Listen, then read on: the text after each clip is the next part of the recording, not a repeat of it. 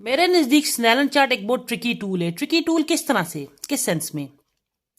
देखिए, नॉर्मली हम एक स्नेलन चार्ट यूज करते हुए हमें काफी आइडिया हो जाता है कि किस तरह का रिफ्रैक्टिव एरर है, यानी बिस्मिल्लाहिर्रहमानिर्रहीम, अस्सलाम वालेकुम। आज की इस वीडियो में हम बात करेंगे स्नेलन चार्ट की। ये आपके सामने एक स्नेलन चार्ट है। स्नेलन चार्ट को यूज करते हुए हम किस तरह से वीएल एक्यूटी एग्जामिन कर सकते हैं। तो सबसे पहले हम बात करेंगे क्राइटेरिया की। क्या क्राइटेरिया होना चाहिए स्नेलन चार्ट को यूज करने का, ये वीएल एक्यूटी असेस करने का? तो सबसे पहला ये है कि आपकी लाइट जो है इल्यूमिनेशन रूम में सही हो, आपका स्नेलन भी इल्यूमिनेटेड हो। और सेकेंडली ये है कि स्नेलन चार्ट जब हम यूज करते हैं तो ये प्री वर्बल बच्चों में यूज नहीं किया जाता, मोस्टली ये वर्बल बच्चों में यूज किया जाता है या अडल्ट में, ओल्ड एज पेशेंट में यूज किया जाता है। इसमें आप यहाँ देखें तो यहाँ ये आपको यहाँ पे लेटर्स नजर आएंगे। इसी तरह इसकी एक साइड पे जो है वो सिंबल्स होते हैं, एक साइड पे ई चार्ट होता है। ई चार्ट से आप ये है कि उसकी जो लेग्स होती हैं वो पॉइंट करें पेशेंट के किस तरफ है, किस डायरेक्शन में है। और थर्ड चीज है इसका डिस्टेंस।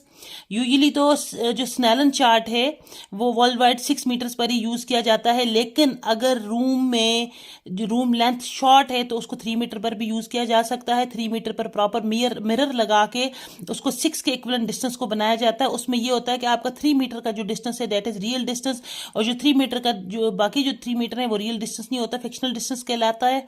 समटाइम्स ऐसे होता है कि पेशेंट 6 मीटर के ऊपर भी टॉप मोस्ट लेटर जो है वो रीड नहीं कर पाता। जैसे टॉप मोस्ट लेटर यहाँ पे टी है तो वो रीड नहीं कर पाता। उस सूरत में आप क्या करेंगे? उस सूरत में ये है कि आप पेशेंट को 5 मीटर पर ले आएंगे या फिर स्नेलन को आप 1 मीटर आगे यानी 5 मीटर पे रख लेंगे।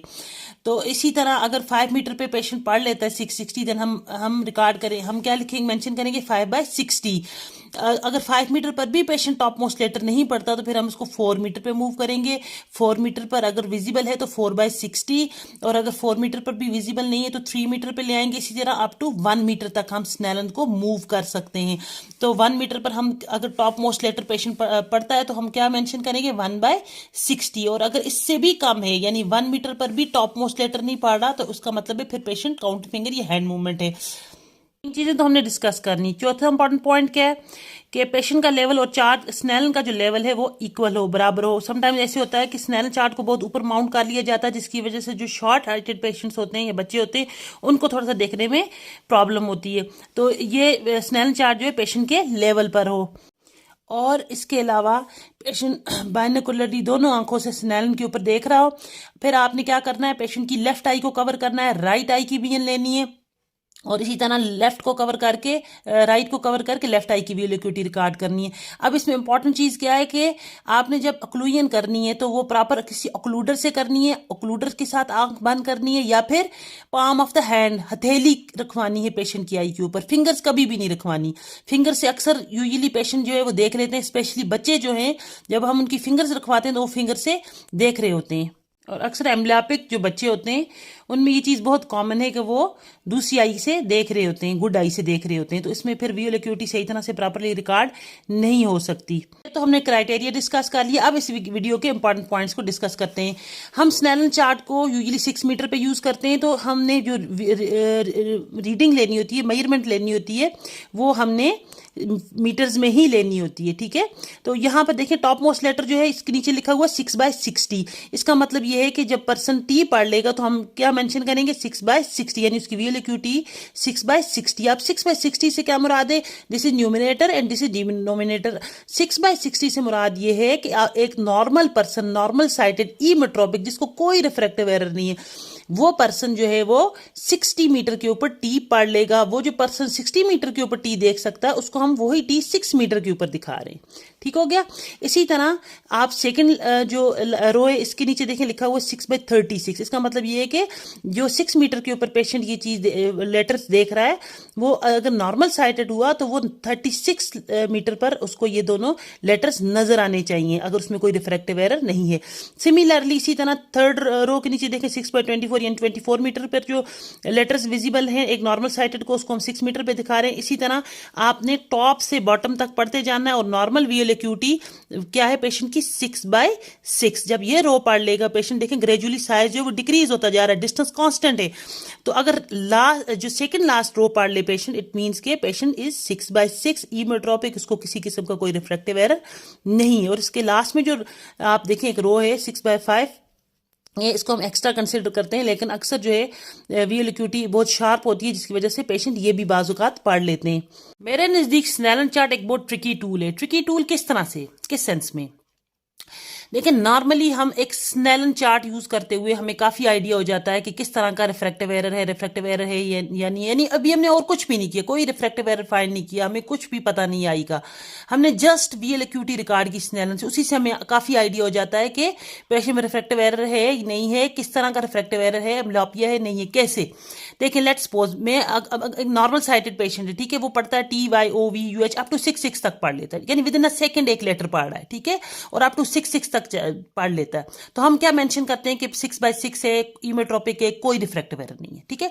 अब एक और पर्सन जो है वो पढ़ रहा है TYOVUH, यानी कहीं तक भी पढ़ रहा है, यानी 6/6 से कम पढ़ रहा है, ठीक है, तो हमें फौरन आइडिया हो जाता है ब्लड फार वीएन है या रिड्यूस्ड डिस्टेंस वीएन है, यानी दूर की नजर इसकी कमजोर है, इट मींस के मायोपिक है, माइनस का नंबर होगा, मायोपिया हो सकता है, ठीक हो गया। एक तो ये पता चल गया। अब इसी तरह पेशेंट पढ़ रहा है TYOVUH, ऊपर स्पीडली पढ़ रहा है, अब MYTAHU और नीचे आकर वो O फिर X, यानी 3 to 4 सेकंड्स में एक एक लेटर पढ़ रहा है। तो हमें फौरन से आइडिया हो जाता है, स्पेशली बच्चों में, कि बच्चा एकोमोडेट कर रहा है, ठीक है, तो एकोमोडेशन की वजह से वो नहीं पढ़ पा रहा, तो हमें थोड़ा सा आइडिया हो जाता है कि हाइपरमेट्रोपिक हो सकता है, ठीक है। इसी तरह अगर पेशेंट पढ़ रहा है और वो ये कह रहा है कि लफ्ज तो मतलब पढ़ा जा रहा है मुझसे क्लियर हैं, लेकिन थोड़े से टेढ़े हैं, डिस्टॉर्शन फील हो रही है उसको, डिस्टॉर्टेड वर्ड से लेटर्स हैं, तो हमें फौरन से आइडिया हो जाता है कि डिस्टॉर्शन किस में, स्टिग्मेटिज्म में, तो स्टिग्मेटिक रिफ्रैक्टिव एरर हो सकता है। इसी तरह पेशेंट पढ़ रहा है, ठीक है, और वो आईज को पढ़ तो रहा है लेकिन वो आईज को स्क्वीज कर रहा है, स्क्वीज्ड आई के साथ, ठीक है, पढ़ रहा है, आंख छोटी करके पढ़ रहा है। इसका मतलब क्या हुआ कि हमें आइडिया हो जाता है कि एस्टिग्मेटिज्म हो सकता है या हाइपरमेट्रोपिया भी हो सकता है। सिमिलरली जब हमने वीएल एक्यूटी मेजर की, एक आई की, ठीक है, 6/6 से, दूसरी आई की हमने की कम है 6/6 से, यानी 6/9 है, लेट्स सपोज 6/12, 6, तो हमें आइडिया हो जाता है कि पेशेंट को एम्ब्लियोपिया है। दोनों आईज का रिफ्रैक्टिव एरर का डिफरेंस भी हमें, अगर दोनों आईज में एक में 6/9 है, 6/12 है या 6/18 है, 2 लाइंस का डिफरेंस है, तो आइडिया हो जाता है कि एनाइसोमेट्रोपिया है। सिमिलरली पेशेंट पढ़ रहा है, ठीक है, पढ़ तो सही रहा है लेकिन फेस टर्न कर रहा है, या वीएन भी डिक्रीज है फेस टर्न के साथ, फेस उसका स्ट्रेट नहीं है, ठीक है, राइट मुड़ रहा है, लेफ्ट मुड़ा, में आइडिया हो जाता है मे बी कोई स्क्विंट हो।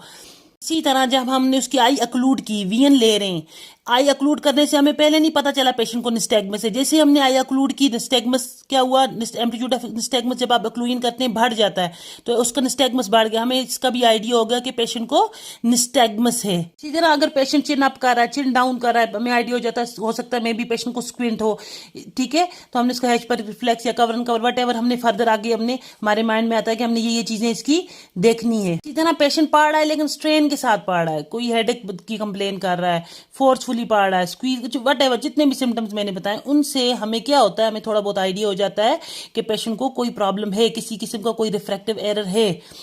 अक्सर पेशेंट हमें कह देते हैं ओल्ड एज में, जैसे या हाइपरटेंशन डायबिटिक पेशेंट होते हैं जिनमें अक्सर डिप्लोपिया हो जाता है, तो वो अक्सर हम कंप्लेन करते हैं कि नज़र तो मुझे आ रहा है लेकिन शेड्स हैं साथ, या फिर डबल डबल नज़र आ रहा है, तो हमें थोड़ा सा आइडिया हो जाता है कि पेशेंट को डिप्लोपिया, इसको भी हमने थोड़ा सा स्क्विंट के पॉइंट ऑफ व्यू से देखना है। फिर ये चीज़ बता रही हूँ कि जस्ट हमें आइडिया दे रहा है, ठीक है, हमने इसको कंफर्म करना है थ्रू ऑब्जेक्टिव, जो हमारी ऑब्जेक्टिव रिफ्रैक्शन से, रेटिनोस्कोपी या आर्टरेफ, जो भी चीज़ हमें अवेलेबल है, सब्जेक्टिवली हमने उसको कंफर्म करना है। हमने उसका हिचबर्ग रिफ्लेक्स, कवर एंड कवर, उन चीज़ों से भी हमने उसका डिप्लोपिया या जो भी है, अगर कोई स्क्विंट है, वो सारी चीज़ें कंफर्म करनी है। लेकिन ये एक हमें आइडिया देता है, ठीक है, जस्ट वीएन लेने से ही, स्नेलन चार्ट यूज़ करने से ही हमें काफ़ी चीज़ों का आइडिया हो जाता है कि रिफ्रैक्टिव एरर है नहीं है, अगर है तो किस तरह का है, स्क्विंट तो नहीं है, एम्ब्लियोपिया तो नहीं है, एनाइसोमेट्रोपिया तो नहीं है। तो ये एक्चुअली हमारा आज का टॉपिक था स्नेलन चार्ट से रिलेटेड। उम्मीद है आप लोगों को पसंद आएगा। कोई भी क्वेश्चन हो इनबॉक्स करना ना भूलिएगा। स्टे कनेक्टेड, स्टे ब्लेस्ड, अल्लाह हाफिज।